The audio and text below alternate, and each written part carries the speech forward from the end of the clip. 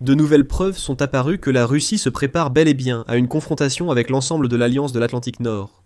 Et maintenant, la publication écrit que Vladimir Poutine crée de nouvelles forces pour faire face à l'OTAN.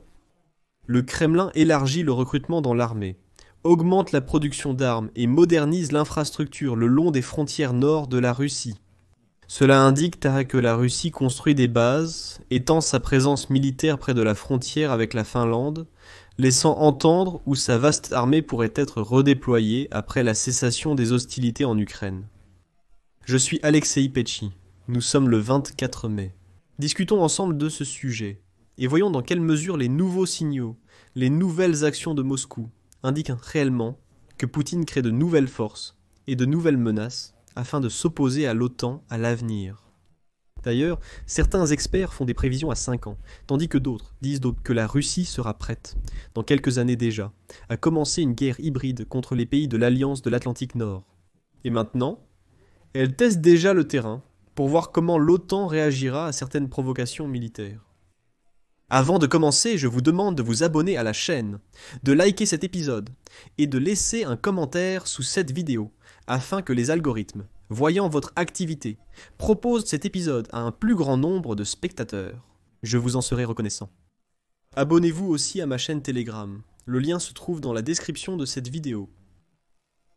Ainsi, il est écrit que la Russie construit des bases et étend sa présence militaire près de la frontière avec la Finlande, laissant entendre où son armée en expansion pourrait être déployée, après le cessez-le-feu en Ukraine. De nouvelles images satellites ont révélé des colonnes de nouvelles tentes pour le cantonnement des troupes, des bases militaires en expansion et des aérodromes arctiques rénovés. Et tout cela se trouve en face du flanc nord-est de l'OTAN, ce qui pourrait être le signe avant-coureur d'une future guerre. Des signaux sont également présents ailleurs. Le Kremlin élargit le recrutement dans l'armée, augmente la production d'armes et modernise l'infrastructure logistique le long des frontières de la Russie avec la Norvège, la Finlande et les pays baltes. Toute la frontière de la Russie avec l'OTAN est actuellement renforcée au maximum, avec la construction de bases militaires et d'infrastructures et le déploiement de troupes. Et voici que les représentants du ministère finlandais de la Défense affirment que ce nouveau renforcement des forces est insignifiant. Mais, très probablement, cela se fait dans le cadre de la préparation au redéploiement de dizaines de milliers de militaires et d'installations militaires vers la frontière et plus au nord, dans l'Arctique. Bien que cela soit inévitable. En Finlande, on a déclaré que la menace est tout à fait réelle. Les responsables estiment qu'ils disposent de jusqu'à 5 ans avant que Moscou ne soit en mesure de renforcer ses forces à des niveaux préoccupants, si la guerre à grande échelle en Ukraine prend fin. Comme l'a déclaré le général de division Sami Nurmi, il est le chef du département stratégique des forces de défense finlandaises. Nous avons rejoint l'OTAN, donc nous l'avions prévu. Les militaires surveilleront de très près et se préparent en conséquence. Nous observons une préparation pour l'avenir, avec une présence militaire croissante à nos frontières. Nous ne voyons pas de menace directe pour la Finlande en ce moment, mais il faut se préparer aux menaces. Et ensuite, la publication écrit que Donald Trump a dit la même chose mardi. Voilà. En réponse aux manœuvres militaires de la Russie aux frontières de l'OTAN, le président des États-Unis a déclaré qu'il n'était pas du tout inquiet, et que la Finlande et la Norvège seraient en parfaite sécurité, affirmant que Poutine n'irait pas faire la guerre là-bas. La Finlande, qui a été contrainte de céder un territoire à l'Union soviétique pendant la Seconde Guerre mondiale, a suivi une politique de neutralité pendant des décennies avant de décider de rejoindre l'OTAN. En 2023, après l'invasion à grande échelle de l'Ukraine par la Russie, l'adhésion du pays à l'Alliance a étendu la frontière de l'OTAN avec la Russie de 835 000, modifiant la situation militaro-stratégique en Europe du Nord. Le général de division Nurmi adopte une attitude sobre mais pragmatique face à la nouvelle infrastructure et au plan de déplacement des troupes russes. Il dit « Nous ne voulons pas être trop alarmistes, mais observer les événements de l'autre côté de la frontière a été notre travail quotidien pendant des centaines d'années. » Et voici que des images satellites ont montré qu'à Kamenka, à moins de 40 000 de la Finlande et à 140 000 d'Helsinki, plus de 130 nouvelles tentes pour les militaires ont été installées. La base, qui n'était pas utilisée jusqu'en 2022, doit maintenant pouvoir accueillir jusqu'à 2000 soldats. La Russie étend également l'infrastructure militaire autour de la ville de Petrozavodsk, située à 100 000 de la frontière avec la Finlande et la Norvège, qui pourrait devenir le nouveau quartier général des forces du nord-ouest de Moscou, en cas de conflit éventuel avec l'OTAN.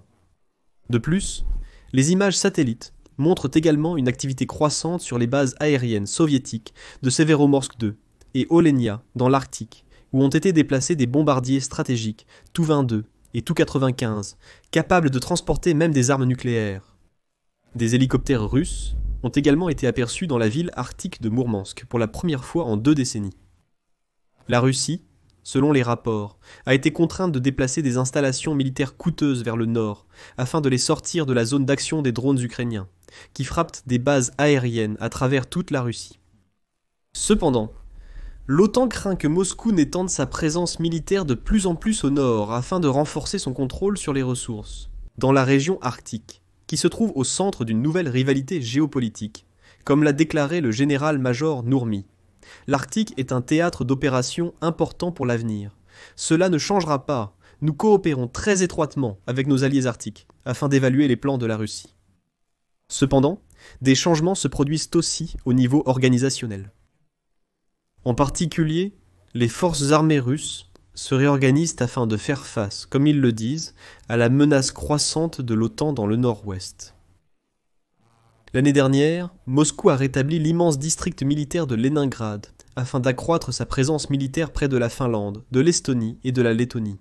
Les petites brigades qui étaient stationnées là avant la guerre en Ukraine vont presque doubler de taille et devenir des divisions de plus de 10 000 hommes. Ce processus est déjà terminé.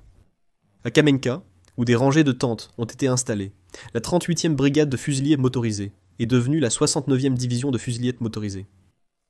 Et voici ce que déclare Emil Kostekelmi, analyste d'une organisation finlandaise qui suit les déplacements des militaires russes. Citation. C'est la poursuite des plans militaires jusqu'en 2022 et une réponse aux nouveaux événements géopolitiques liés à l'adhésion de la Suède et de la Finlande à l'OTAN.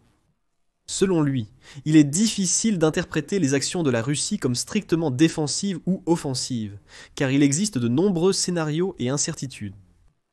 Je rappelle ici qu'en février, le renseignement danois a averti que la Russie pourrait déclencher une grande guerre terrestre en Europe dans les 5 prochaines années, si la guerre en Ukraine se fige. D'autres estiment qu'il ne faudra que 2 ans à Moscou pour être prête. Il existe aussi d'autres signes montrant que les militaires russes ne se préparent pas à la paix, et Vladimir Poutine a ordonné à ses militaires d'augmenter les effectifs de l'armée à 1 500 000 soldats, contre 1 million avant l'invasion à grande échelle de l'Ukraine.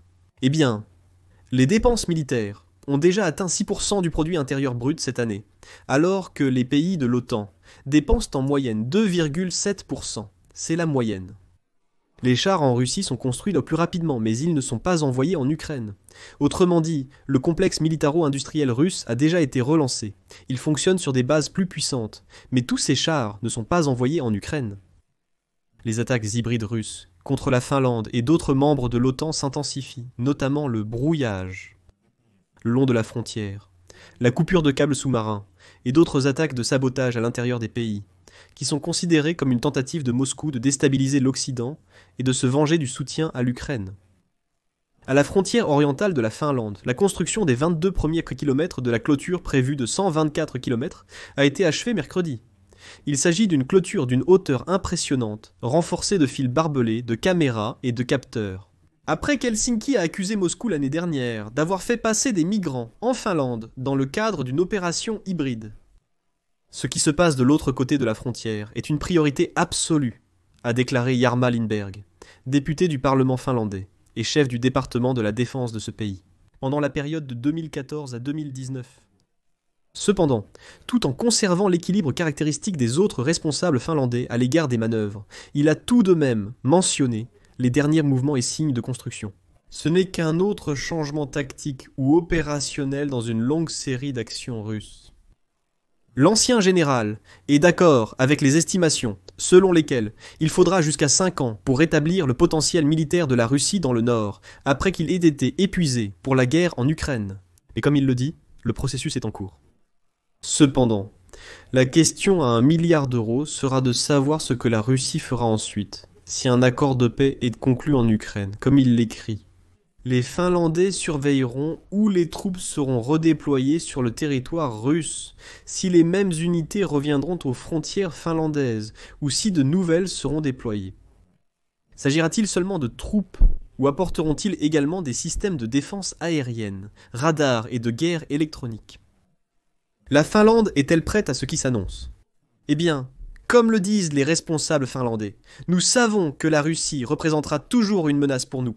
Nous serons prêts, nous sommes déjà prêts. Néanmoins, l'idée principale de cette émission est qu'il commence à apparaître des preuves que la Russie essaie réellement d'accroître sa présence militaire le long des frontières nord avec les pays nordiques de l'OTAN. Tirez vos propres conclusions. Je mets des points de suspension à cette histoire. N'hésitez pas à écrire vos conclusions et votre avis en commentaire. Abonnez-vous, cliquez sur la cloche et mettez un like.